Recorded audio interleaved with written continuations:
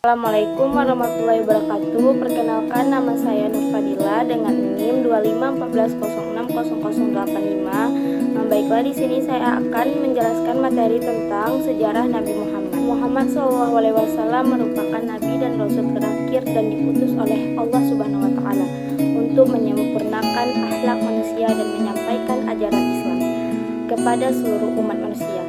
Beliau diutus ketika masyarakat Arab berada dalam masa jahiliyah, yaitu masa ketika kehidupan dipenuhi dengan penyembahan berhala, peperangan antar suku, ketidakadilan sosial, dan rendahnya moral masyarakat. Kehadiran Nabi Muhammad SAW membawa perubahan besar dalam berbagai aspek kehidupan, baik dalam bidang agama, sosial, pendidikan, politik, maupun peradaban manusia secara keseluruhan. Kondisi masyarakat Arab sebelum Islam. Sebelum kedatangan Islam, sebagian besar masyarakat Arab menyembah berhala dan meyakini banyak Tuhan. Berhala-berhala tersebut ditempatkan di sekitar Ka'bah dan dijadikan sesembahan. Selain itu, masyarakat Arab juga memiliki kebiasaan buruk seperti berjudi, minum minuman keras, melakukan perbudakan, dan menganggap rendah kedudukan perempuan. Dalam bidang sosial, sering terjadi peperangan antar suku yang berlangsung selama bertahun-tahun, hanya karena masalah kecil. Masyarakat yang kuat menindas kaum yang lemah dan tidak ada aturan yang menjamin keadilan. Oleh karena itu, Allah Subhanahu wa taala mengutus Nabi Muhammad SAW sebagai pembawa petunjuk agar manusia kembali kepada ajaran tauhid dan kehidupan yang berakhlak mulia. Nasab dan kelahiran Nabi Muhammad SAW. Nama lengkap Nabi Muhammad SAW adalah Muhammad bin Abdullah bin Abdul Muttalib bin Hashim bin Abdi Manaf bin Qusay bin Kilab. Beliau berasal dari Bani Hashim, salah satu keluarga terhormat dari suku Quraisy.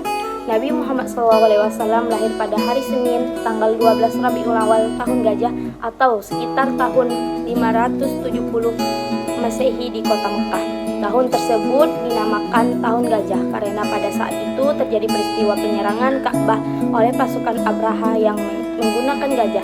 Namun Allah Subhanahu wa taala menggagalkan penyerangan tersebut. Ayah beliau Abdullah bin Abdul Muttalib meninggal dunia sebelum Nabi Muhammad SAW dilahirkan. Oleh karena itu beliau lahir dalam keadaan yatim. Masa kanak-kanak Nabi Muhammad SAW. Ketika masih bayi, Nabi Muhammad SAW disusui dan diasuh oleh Halimah As-Sa'diyah sesuai tradisi masyarakat Arab. Selama berada di perkampungan Bani As'ad, Nabi tumbuh dengan sehat dan memiliki akhlak yang baik. Ketika berusia 6 tahun, ibunya Aminah binti Wahab meninggal dunia dalam perjalanan pulang dari Madinah. Setelah itu, beliau diasuh oleh kakeknya Abdul Muttalib. Namun 2 tahun kemudian kakeknya juga meninggal dunia, sehingga beliau diasuh oleh pamannya Abu Talib. Berbagai ujian yang dialami sejak kecil menjadikan Nabi Muhammad SAW tumbuh sebagai pribadi yang sabar, kuat, mandiri, dan memiliki rasa empati yang tinggi terhadap orang lain. Dakwah secara sembunyi-sembunyi. Pada tahap awal, Nabi Muhammad SAW berdakwah secara sembunyi-sembunyi. Selama 3 tahun, orang-orang yang pertama kali menerima Islam disebut Asy-Syabiqunal Awwalun, yaitu orang-orang yang pertama masuk Islam. Di antara mereka adalah Siti Khadijah, Ali bin Abi Thalib, Abu Bakar Asy-Siddiq, Zaid bin Haritsah, Utsman bin Affan, Abdurrahman bin Auf, As'ad bin Abi Waqqas. Dakwah secara rahasia dilakukan untuk memperkuat keimanan para pengikut Islam sebelum menghadapi penentangan yang lebih besar. Pernikahan dengan Siti Khadijah.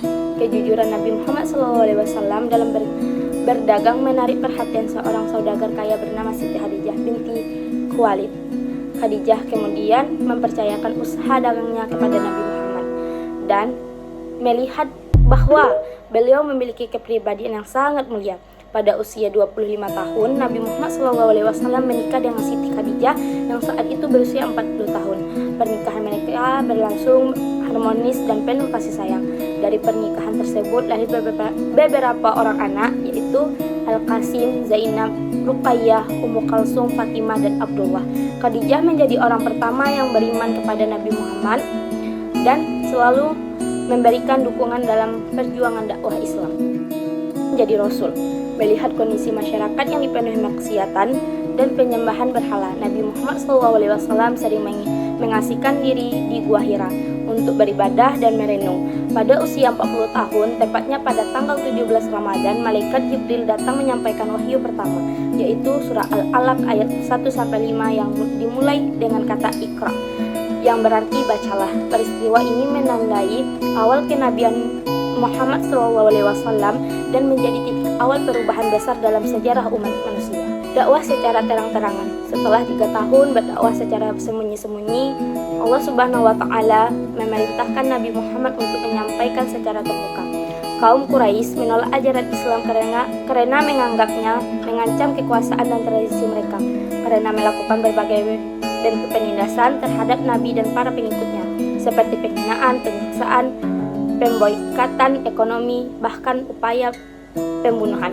Meskipun menghadapi berbagai cobaan, Nabi Muhammad SAW tetap sabar dan terus mengajak manusia kepada jalan Allah. Isra Mi'raj. Pada tahun ke-10 kenabian, Nabi Muhammad SAW mengalami peristiwa luar biasa, yaitu Isra Mi'raj. Isra adalah perjalanan Nabi dari Masjidil Haram di Mekah menuju Masjidil Aqsa di Palestina. Sedangkan Mi'raj adalah perjalanan Nabi menuju Sidratul Muntaha. Dalam peristiwa ini, Allah Subhanahu wa Ta'ala memberikan perintah kepada umat Islam untuk melaksanakan salat 5 waktu. Isra Mi'raj menjadi bukti kebesaran Allah dan salah satu mukjizat yang diberikan kepada Nabi Muhammad SAW. Hijrah ke Madinah. Karena tekanan kaum Quraisy semakin berat, Nabi Muhammad SAW dan para sahabat memutuskan untuk hijrah ke Madinah.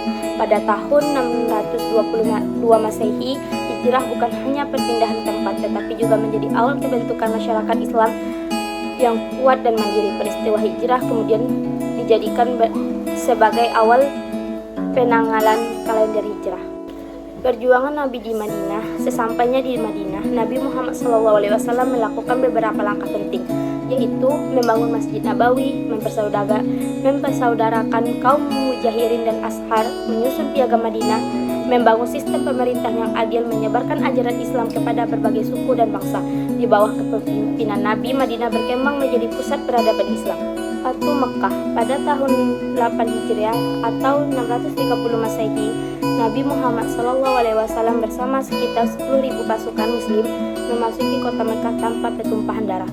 Beliau menghancurkan berhala-berhala di sekitar Ka'bah dan memberikan pengampunan kepada penduduk Mekah yang sebelumnya memusuhi beliau. Sikap pemaaf Nabi menunjukkan kebesaran akhlak dan menjadi salah satu peristiwa penting dalam sejarah Islam. Haji Wada. Pada tahun 10 Hijriah, Nabi Muhammad SAW melaksanakan haji terakhir yang dikenal dengan Haji Wada atau haji perpisahan.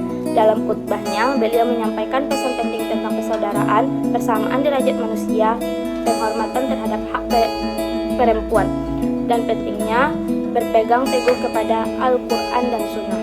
Khutbah ini menjadi pedoman penting bagi umat Islam hingga sekarang.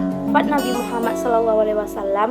Nabi Muhammad SAW wafat pada hari Senin tanggal 12 Rabiul Awal 11 Hijriah atau 630 Masehi dalam usia 63 tahun. Kepergian beliau meninggalkan kesedihan yang mendalam bagi para sahabat dan seluruh umat Islam. Meskipun demikian, ajaran yang keteladanan beliau tetap hidup dan menjadi pedoman bagi umat manusia hingga akhir zaman. Keteladanan Nabi Muhammad SAW. Nabi Muhammad SAW memiliki 4 sifat wajib bagi Rasul, yaitu sidik, jujur, amanah, dapat dipercaya, tabligh, menyampaikan kebenaran, fatanah, cerdas. Selain itu, beliau juga dikenal sebagai pribadi yang sabar, rendah hati, dermawan, pemaaf, dan penuh kasih sayang kepada sesama. Jadi, kesimpulannya, sejarah Nabi Muhammad SAW merupakan sejarah perjuangan dalam menegakkan ajaran tauhid, memperbaiki akhlak manusia, dan membangun peradaban yang berlandasan keadilan dan kasih sayang. Perjuangan beliau mengajarkan pentingnya kejujuran, kesabaran, kerja keras, dan kepedulian terhadap sesama. Sebagai umat Islam, kita hendak menjadi Nabi Muhammad SAW sebagai teladan dalam kehidupan sehari-hari, agar dapat menjadi pribadi yang beriman, berilmu, dan berakhlak mulia. Baiklah, cukup sekian penjelasan dari saya. Assalamualaikum warahmatullahi wabarakatuh.